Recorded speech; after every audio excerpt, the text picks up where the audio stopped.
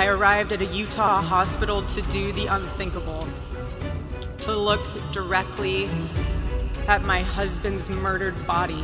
The right's now saying Erika Kirk set her husband up. There's multiple posts out there questioning her grieving, and that something just doesn't sit right. Freshly surfaced footage reportedly shows Erika Kirk on the rooftop of Utah Valley University just 2 days before Charlie Kirk's tragic death. And once you factor that into the timeline, the entire situation feels different. Charlie had been receiving repeated death threats for months, serious enough to require a full security team, yet questions remain about why earlier warnings weren't acted on more forcefully. Now, with Erika allegedly seen on that rooftop only 48 hours before everything unfolded, people are asking, what was she doing there? And the scrutiny didn't stop after his passing. Before Tyler Robinson's trial had even begun, she publicly forgave him, a move that left many observers stunned. Let's break down what this could mean. The room. One of the law enforcement guys comes in. It's very sweet, but what do you say to someone whose husband just was assassinated so publicly? Since Charlie Kirk's death, Erika Kirk has faced relentless scrutiny. Critics have analyzed everything, from her public appearances to her tone in interviews, arguing that she returned to the spotlight unusually fast. Social media amplified the suspicion, with some users questioning her demeanor and others openly speculating about deeper involvement. Whether fair or not, the intensity of that reaction shows how divided public opinion has become. The speculation intensified over reports of a September 8, 2024 meeting at a hotel lobby on the Fort Huachuca Army Base in Arizona, where Erika was allegedly seen with Brian Harpla, head of security for Turning Point USA. Some claim it was more than a routine gathering, suggesting it may have involved high-level discussions shortly before Charlie's death. Adding another layer, years earlier Erika had worked on an unreleased sci-fi concept titled November Renaissance, reportedly centered on themes like surveillance and snipers, with portions allegedly filmed near the same base, fueling even more questions about coincidence versus connection. Definitively that this was a movie about corporate espionage, assassins, and technology, nanotech, all used to help the government. Many online commentators argue it's more than coincidence, pointing to reports that Charlie was killed by a sniper in what authorities described as a calculated, long-range shooting. That's why alleged footage of Erika on a rooftop just 2 days earlier has fueled intense speculation, even though she has denied ever being at Fort Huachuca. Despite her denial, some claim there is evidence placing her near the location, keeping the controversy alive.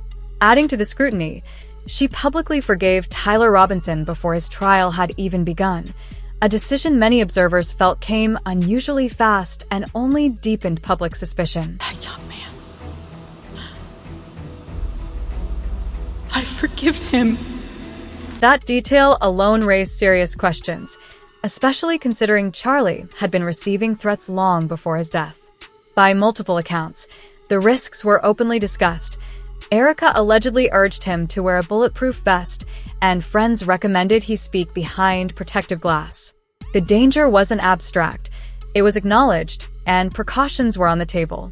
Yet despite those warnings, the tragedy still unfolded, and the long-standing rumors surrounding Erika, including alleged ties to MSAD, have only resurfaced with greater intensity, keeping speculation alive and the spotlight firmly on her. Say you were actually a Mossad agent sitting in front of me, and you were Charlie's handler, and Israel killed Charlie.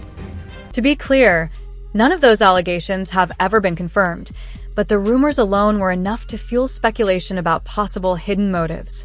After Charlie's death, Erika reportedly inherited a substantial life insurance payout and continues to receive income from the book he completed before his passing, meaning his legacy remains financially active. Almost immediately, she assumed the role of CEO at Turning Point USA, with no public dispute or visible challenge, even from Charlie's sister, Mary Kirk, raising questions about how seamlessly the transition unfolded. Then came the subtler details. A once prominent wedding photo of the couple quietly disappeared from public view, and when observers noticed, it only intensified the scrutiny surrounding how quickly everything seemed to change. That really only leaves us with one other option, and that option would be that Charlie himself moved the frame. and he would have had to do this on the 9th, the day before his assassination. Some observers interpreted the photo's removal as a quiet attempt to distance herself, an effort to separate from the memories and the public association. Whether that was the intention or not, it only intensified speculation, with critics arguing that subtle changes can sometimes speak the loudest. Then there's the funeral video that continues to circulate. Erika standing beside Charlie's casket, leaning in to kiss him, whispering, "I love you," and saying goodbye. For some, it was a heartbreaking final moment. For others, it became yet another clip dissected frame by frame, fueling an already divided public narrative.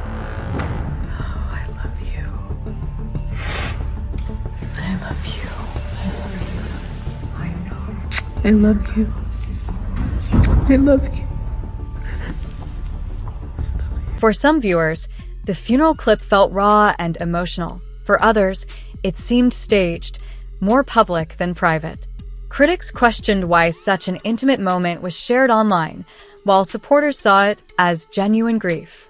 The controversy deepened with reports that roughly 600 Turning Point USA employees were let go, with speculation, though unverified, that some had publicly commented on Charlie's death. At the same time, Erika was sharing her own public expressions of mourning, which only fueled debate. Then attention shifted to her past, as old interviews and an Amazing Race audition tape resurfaced, showing a markedly different, more playful persona, adding yet another layer to the ongoing scrutiny. Sells. That's me. That's against so it's not within the confines of marriage. That earlier persona didn't align with the image she later projected, and the resurfacing of those clips, right as scrutiny intensifies, has only amplified suspicion.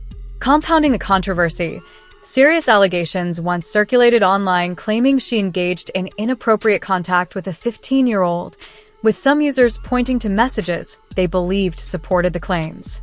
It's important to note that these accusations remain unproven, but their reemergence has added another volatile layer to an already highly charged narrative. That exchange is actually in reference to Erika then having sent this 15-year-old to have photos taken. When you step back and examine it all, the narrative sharply contrasts with the image she cultivated for years, a devoted, faith-driven conservative wife. Now, amid resurfaced clips, unverified allegations, and intense online speculation, some critics are questioning whether there's more to the story than what's been publicly shared, even floating theories that once seemed far-fetched. At this point, public perception is deeply divided, and until verified facts provide clarity, the only certainty is that the scrutiny isn't fading anytime soon.